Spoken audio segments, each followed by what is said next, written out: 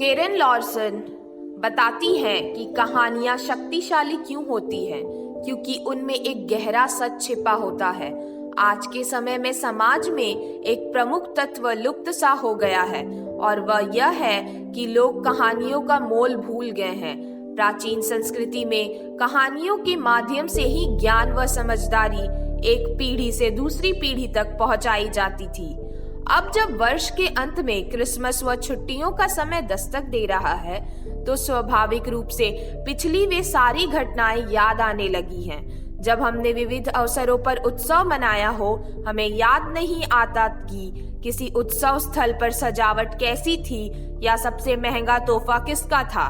याद आता है तो सपनों का वह प्रेम, अपनत्व और प्यार से हमारे लिए किए गए कार्य। अपनी यादों के बारे में सोचिए। क्या वे स्मृतियां आपके चेहरे पर मुस्कान लाती है? क्या वे आपके हृदय को छूती है? क्या आप उनके बारे में दूसरों को बता सकते हैं? क्यों नहीं आप उन स्मृतियों को लिखना शुरू करते हैं, वरना वे तो आपके जाने पर समाप्त हो जाएंगी।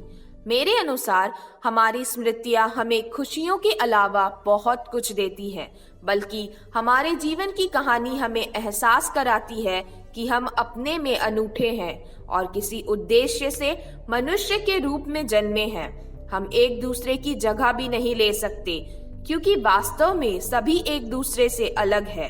हम जिस उद्देश्य से यहाँ भेजे गए हैं, वह कार्य कोई दूसरा नहीं कर सकता।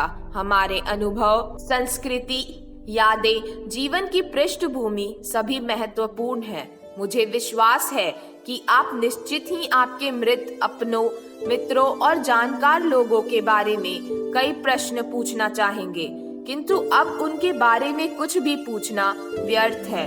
अब जब आप आने वाली छुट्टियों में सबको बधाई संदेश भेजने का कार्य आरंभ करेंगे, तो नीचे दिए गए प्रश्नों के उत्तर तलाशने का भी प्रयत्न कीजिए। किसके साथ बिताया गया कौन सा लम्हा आपको आज भी याद है? वह बधाई संदेश के साथ लिखकर भेजिए। विश्वास रखिए, लोग वह संदेश पत्र संभाल कर रखेंगे। बचपन से बड़े होने के वर्षों की मेरी सबसे प्यारी याद कौन सी है? इस मौसम का सबसे बेहतरीन गीत कौन सा है? कौन से रीति रिवाज का पालन मैं हर वर्ष करती हूँ? मेरी छुट्टियों को मेरे एक संबंधी ने सुख कर बनाने की कोशिश की और कैसे? मैं भावुकता के स्तर पर अधिकतर तब कृतज्ञता से भर जाता हूँ या जाती हूँ जब अपनों को बताइए।